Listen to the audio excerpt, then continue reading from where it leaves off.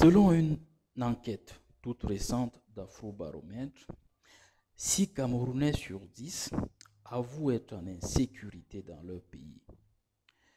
Cette statistique est renforcée par une autre, cette fois-là fournie par la Délégation générale à la sûreté nationale, qui dispose qu'il y a eu une croissance dans les sécurités au Cameroun de 10 points dans la période partant de 2013 à 2021.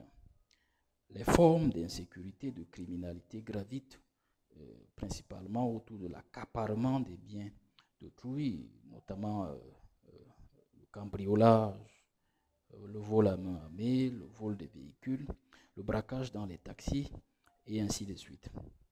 C'est donc désormais un dénominateur commun parmi plusieurs Camerounais d'avoir été victime au moins une fois d'une agression ou d'un cambriolage. Et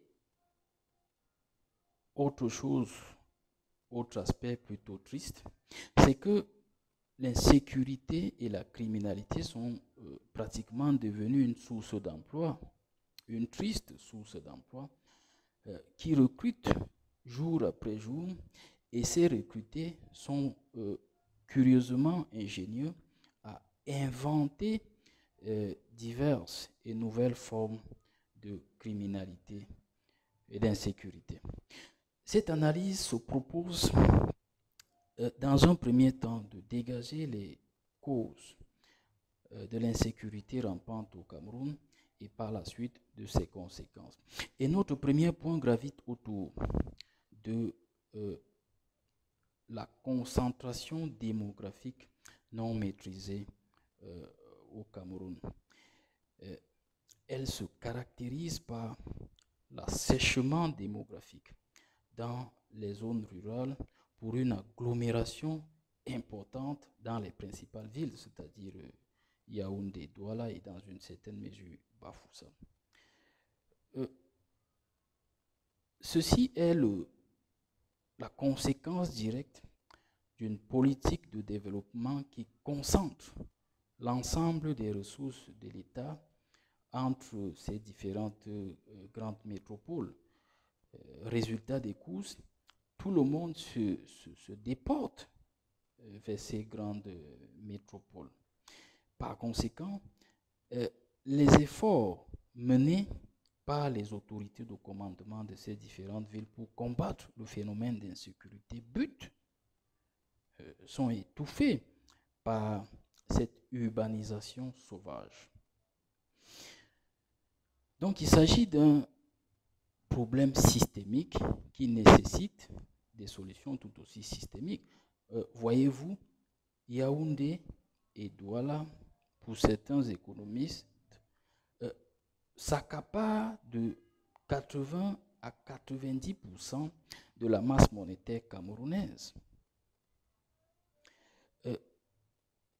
D'ailleurs, vous constatez que dans les zones rurales, la question de la criminalité n'est pas dans l'ordre du jour. Elle n'est pas dans l'ordre du jour. La preuve que cette problématique d'urbanisation sauvage est ce qui favorise principalement l'insécurité dans ces grandes villes. Premier point. Deuxième point, c'est que l'insécurité est la conséquence directe d'une jeunesse prise en otage par la consommation des drogues, des stupéfiants, et surtout d'une fascination d'une vie de fête.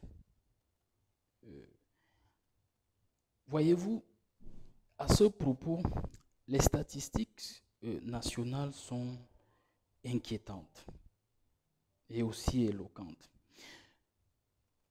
12 000, plus de 12 000 jeunes, selon le ministère de la Santé publique, dans la fourchette de 13 à 15 ans, donc des adolescents, avouent consommer du cannabis.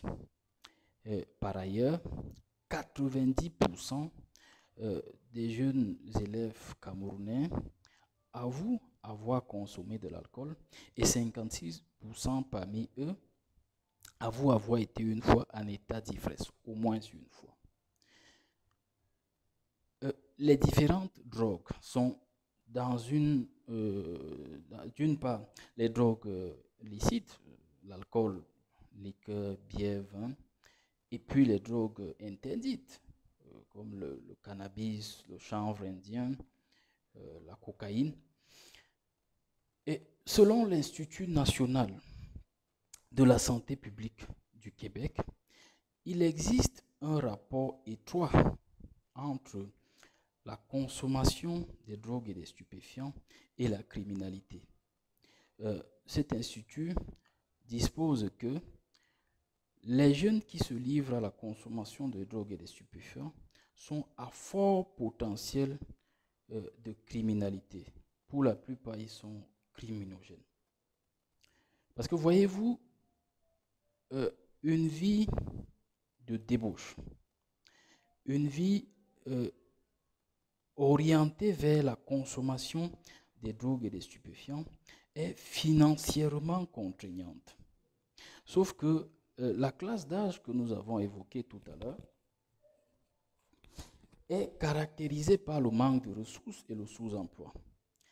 La criminalité s'offre donc comme une opportunité d'obtenir les moyens nécessaires pour financer leur modèle de vie. Parce que voyez-vous, la plupart sont gouvernés par quelque chose de plus fort qu'eux. Et c'est ça qu'il faut financer. Permettez-moi, je vous en prie, de vous raconter cette expérience personnelle.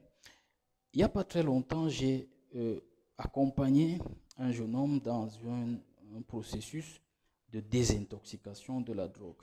Et pendant l'une de ses confessions, ce dernier m'avouait dépenser quotidiennement un minimum de 30 000 francs pour sa consommation quotidienne.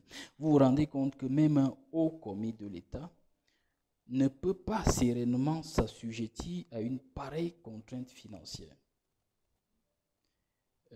Voyez-vous. Par conséquent,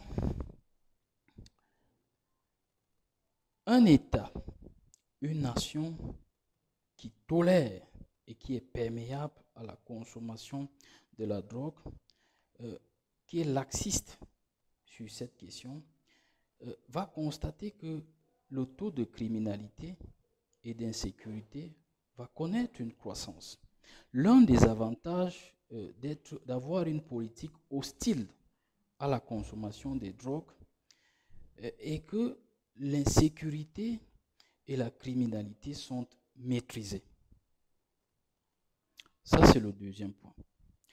Le troisième point, c'est que malheureusement, et nous le disons en toute modestie, plusieurs Camerounais sont caractérisés par l'insouciance et l'imprévoyance. En toute modestie, plusieurs Camerounais manquent de vigilance. Et cela peut s'illustrer par des moyens que je peux évoquer, que vous allez aisément reconnaître. Si vous visitez certains foyers, dans la nuit, vous vous rendrez compte que certains foyers dorment les portes ouvertes. Et pour les quelques portes qui sont fermées, elles le sont artificiellement, de sorte que l'effraction par les brigands est totalement aisée. D'autres s'illustrent par le transport de capitaux sans précaution quelconque. Et certains dans des zones réputées criminogènes. Vous voyez, peu importe la bonne volonté de l'État du Cameroun, il ne peut pas mettre à la disposition des plus de 28 millions d'habitants un élément des forces de l'ordre pour assumer votre protection, votre intégrité, non seulement la vôtre, mais également celle de vos biens. Par conséquent, une bonne partie de votre sécurité dépend de vos efforts. Vous ne pouvez donc pas vous permettre le luxe d'être intellectuellement passif. Parce que votre contribution est fortement sollicitée. Dernier point que nous voulons aborder, c'est que une chose, un aspect caractérise la plupart des, des, des criminels lorsqu'ils sont appréhendés, lorsqu'ils sont interpellés.